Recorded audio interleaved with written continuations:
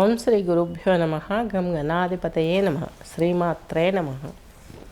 ఈరోజు మనము 2026 ఫిబ్రవరి మొదటి పక్షం అనగా 1వ తేదీ నుంచి 16వ తేదీ వరకు జరుగు గోచార ఫలితములు ద్వాదశ రాశుల వారికి ఎలా ఉన్నాయో తెలుసుకుందాం. ముందుగా తీసుకున్నట్లయితే రాశిని శని భగవంతుడు మీనరాశిలో ఉన్నారు. రాహువు శుక్రులు వచ్చేసి ఈ యొక్క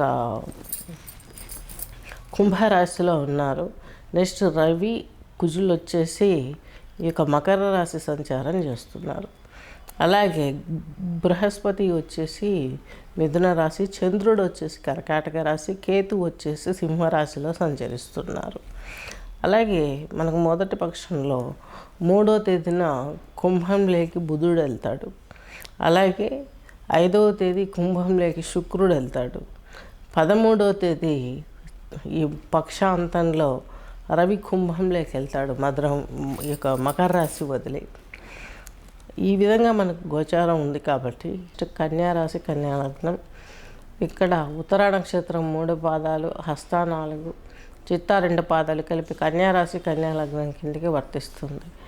మీకు లాభంలో చంద్రుడు లాభాధిపతున్నాడు. చక్కగా మీ జీవితం ముందుకు సాగుతూ ఉంటుంది. కుజుడు దృష్టి కూడా మీ పైనే ఉంటుంది.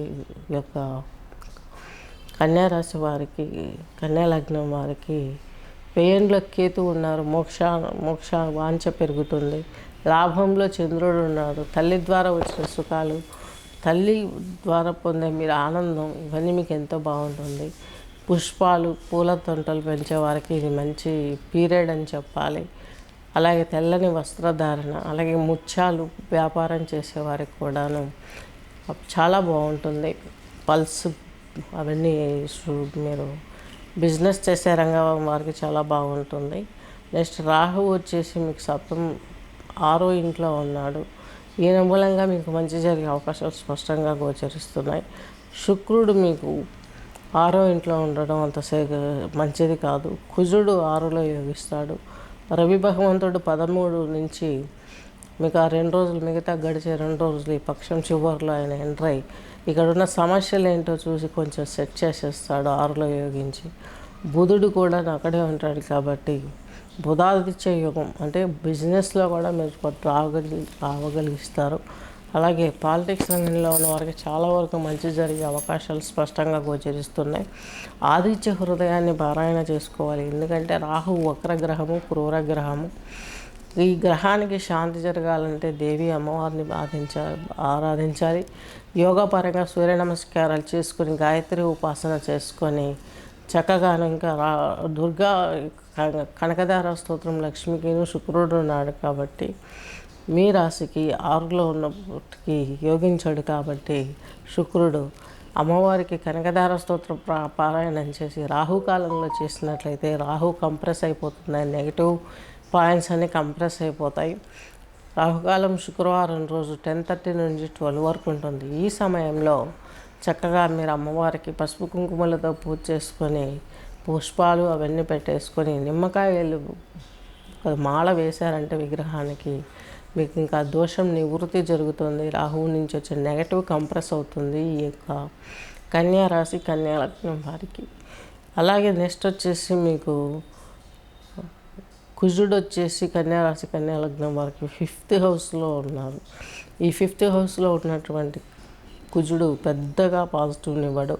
ఈ యొక్క 3వ భావం అంటే సిబ్లింగ్స్తో ఉన్నటువంటి ప్రాబ్లమ్స్, ఐదర్ ఆ యొక్క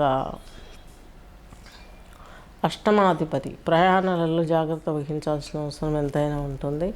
అలాగే ఉన్నత విద్యలు, బిజినెస్ రంగాలలో ఉన్నవారికి కొంచెం మధ్యలో మీకు ఉపకారాలు జరగటానికి చంద్రుడు కొంత ఉపయోగపడతాడు. ఎందుకంటే ఒకరి వీక్షణ ఒకరి పైన ఉంది. రవి కుజులు 13వ తేదీ వరకు రవి, 15 వరకు కుజుడు.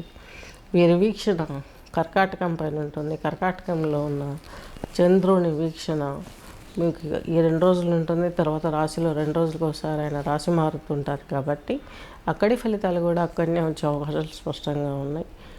ఈ యొక్క చంద్రుడు, ఈ యొక్క కుజుని వీక్షణ, పరస్పర వీక్షణ, ఇది వచ్చేసి మీకు చంద్రమంగళ యోగం అంటారు. కీర్తిని తెచ్చిపెడుతుంది. ఒక సొసైటీలో మీకంటూ ఒక వాల్యూ పెరుగుతుంది. సో ఆ వాల్యూ తోటి మీరు అనుకున్నటువంటి ప్రయత్నాలు, మీరు చేసే వాటిలో లాభాలు, ఇవన్నీ కూడా మీకు వచ్చే అవకాశాలు చాలా స్పష్టంగా గోచరిస్తున్నాయి.